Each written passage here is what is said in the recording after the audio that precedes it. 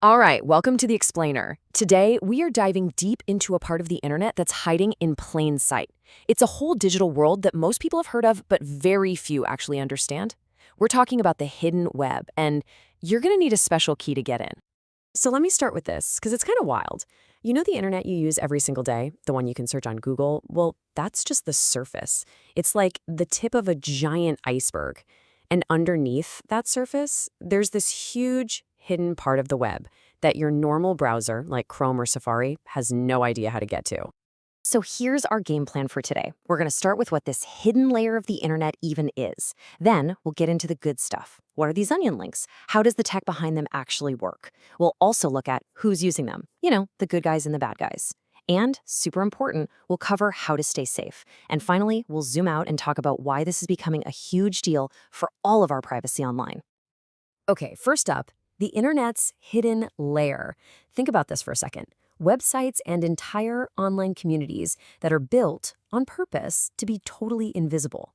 They're designed so that you can't just stumble upon them with a Google search. So how do you get there? Well, the gateways to this hidden world are called onion links. And you can basically think of them as these secret keys or maybe special addresses that open the door to totally anonymous, totally encrypted spaces online. These are places where privacy isn't just a feature, it's the entire point. Okay, so what is an onion link, really?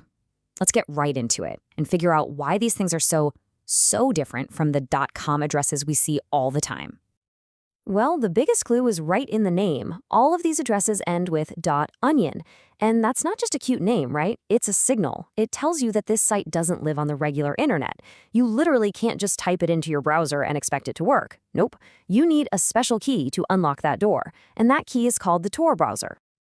And this slide just makes it so obvious, doesn't it? Look on the left, a normal web address. Easy to remember, easy to type. Now look on the right. That's an onion link. That long jumble of letters and numbers, it's not random. It's actually generated from the website's own security key. The whole point is that it's not for humans to remember.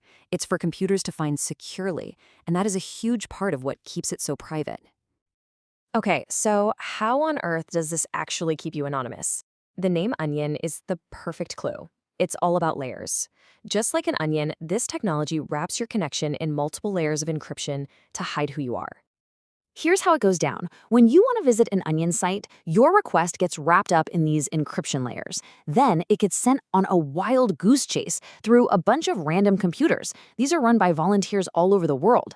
Now, each computer it bounces to can only peel back one single layer of that encryption, just enough to see where to send it next. By the time your request actually gets to the website, its path has been so twisted and bounced around that it's practically impossible for anyone to figure out where it originally came from.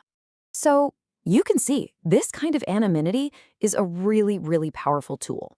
And you know what they say about powerful tools? They're always a double-edged sword. It can be used for amazing, important things, but also for some pretty terrible stuff. Let's talk about the good stuff first, because it's super important. For regular people like you and me, it's a way to shield ourselves from constant tracking by big companies and even governments. But think about this. For journalists or activists living under oppressive regimes, this isn't just a tool, it's a lifeline. It lets them talk to sources and share information without risking their lives. Heck, even cybersecurity experts use it to learn more about how to keep us all safe. But on the flip side, that same total anonymity can also be a shield for some really dangerous stuff.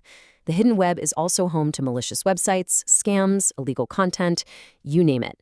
It's the Wild West in some corners, which is why you have to be incredibly careful. Okay, so given those risks, let's get practical.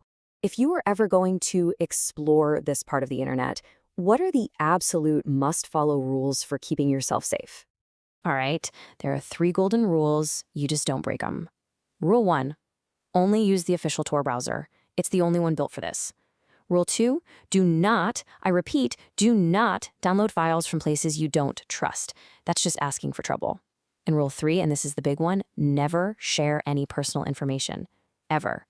Anonymity is the whole point. It's your armor. Don't take it off. All right, let's pull back and look at the bigger picture here. You might be thinking this is all just some niche, geeky thing, but why is this tech actually becoming more and more important for all of us? Well, think about it. Every single day, more of our lives go online. And at the same time, we're all getting more worried about who's watching us, who's collecting our data, and what they're doing with it. So in a world like that, tools that give you real privacy, that let you get around censorship, well, they stop being a niche hobby and start being part of a huge conversation about what our rights should be in the digital age. And this change in how people see it is massive. One of our sources, Whisper Lines, said it perfectly. Onion links are no longer a niche interest. They're a critical tool for digital safety. And that just nails it, right? It shows how this has gone from being some weird corner of the internet to a vital tool for anyone who cares about security, whether you're just a regular person or a giant company. So I want to leave you with this question to chew on. We live in a world where it feels like everything we do online is being tracked and recorded. So in that world, what's the real value of being truly anonymous? And what, if anything, are we willing to do to hang on to that?